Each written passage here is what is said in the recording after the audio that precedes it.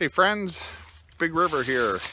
Today is Monday, November 16th, and I'm out here at Lizard Mounds again, one of my favorite places to visit. I'm on like the highest point in the woods here, and this was a special religious place where they did a lot of ceremonies, and it's kind of interesting. I found a log to sit on.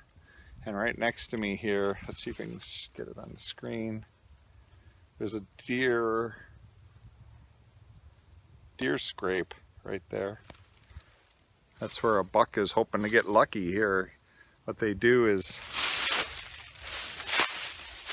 it's right on the ground here. I put by it so I can see it. I'm not gonna touch it, but the deer puts his antlers up here and breaks this, and he's got his scent.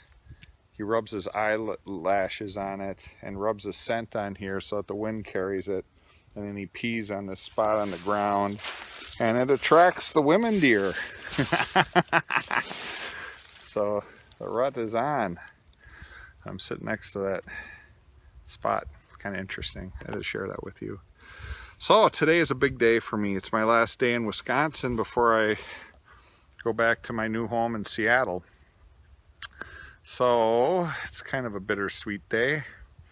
I don't know if all of you know this. I'm moving to Seattle, and I'm living with two other people. First is my friend Jenny, who's another combo practitioner, and the other is Jess, who's a dietitian and just an amazing person.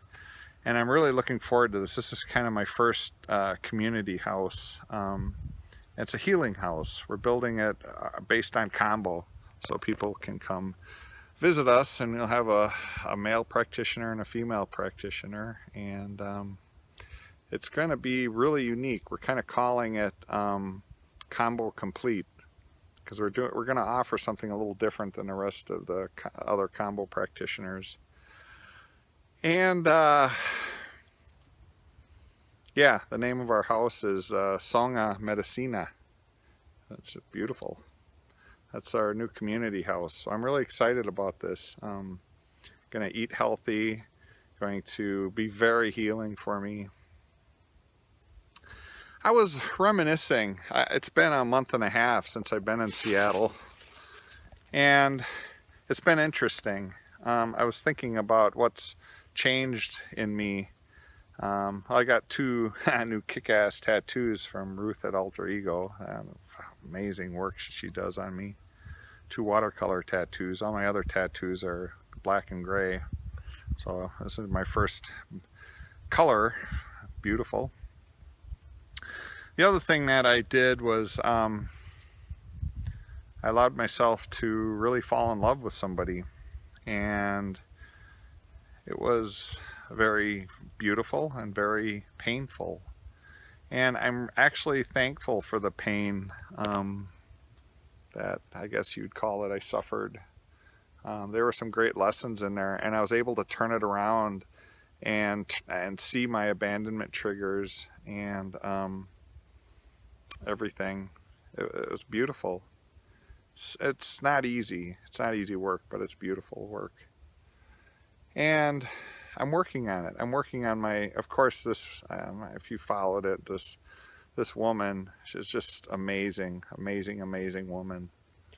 And really, there's really, like, at this point in time, no way that she can be with me as a couple, I guess, relationship, like living together relationship. We have an eternal relationship, of course. But yeah, so of course I've got this belief that relationships are difficult. So of course I manifested this perfect woman it's impossible for us to really get something going. She literally has to jump the Grand Canyon in order to be with me. And I know that when I resolve this inside of myself, one of two things will happen. Either one, she will make that jump and we'll be together, or two, somebody else as amazing as she is will walk into my life who's available, and it'll be easy and it'll flow and it'll be beautiful. I know this. I know this. I believe this. That was big for me. It's only been a month and a half. I've learned so much about myself in this month and a half.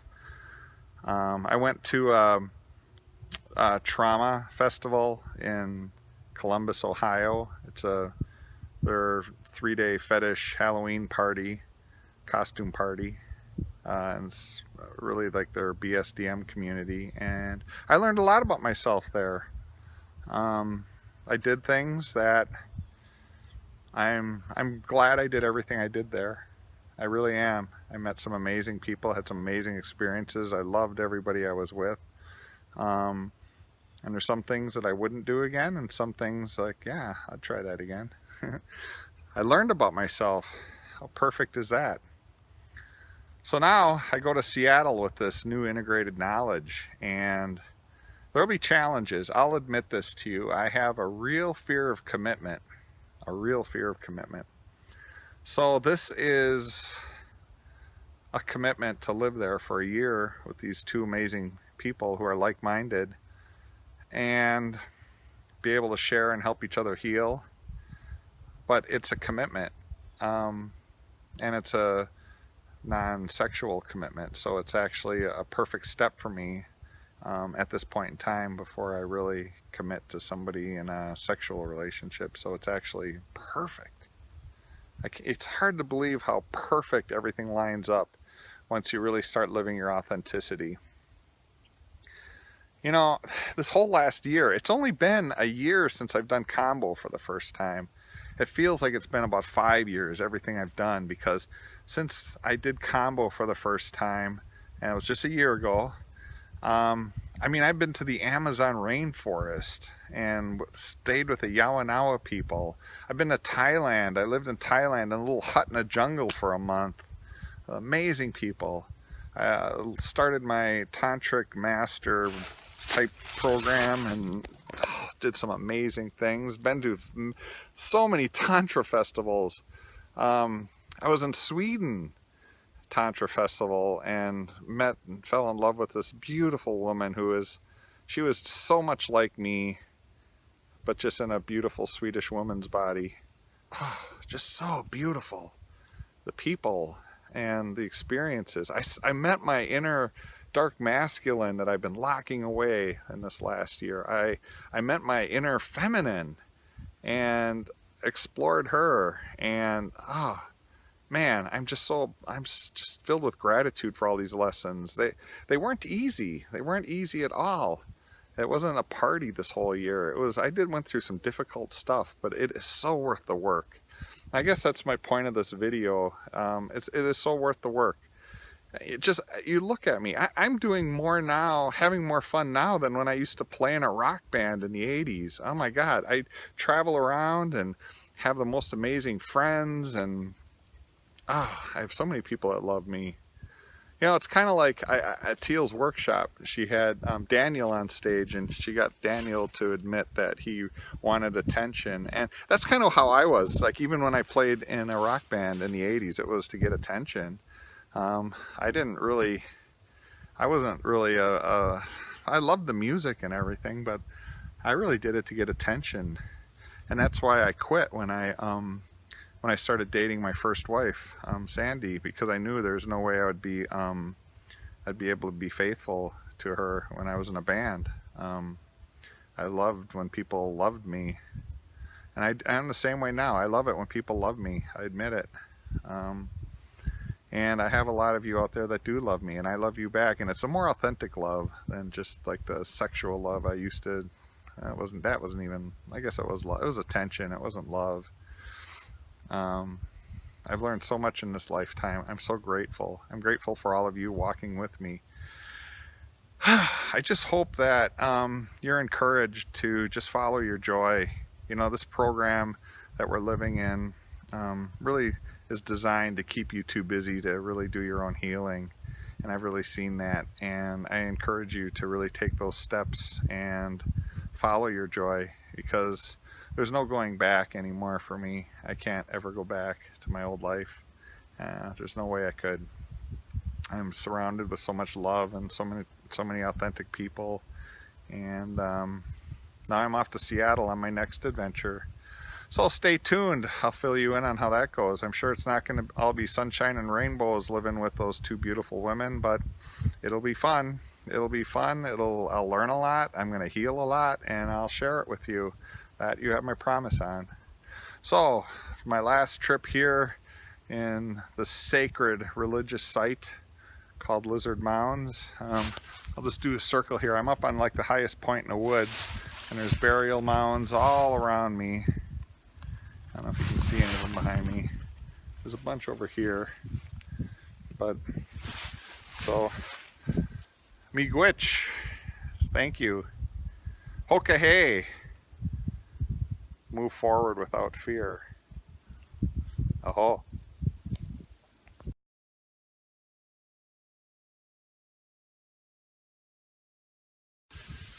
Hey friends, I wanted to share an interesting experience. After I got done shooting my video, I kind of did a little meditation, and I turned in all directions and said gratitude and thank you in several languages, and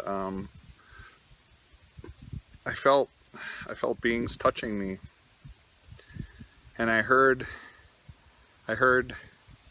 two voices. One was in a language I didn't understand. I think it was the language that these ancient woodland Indians used, and I also heard what I did understand, which was basically saying, go and teach.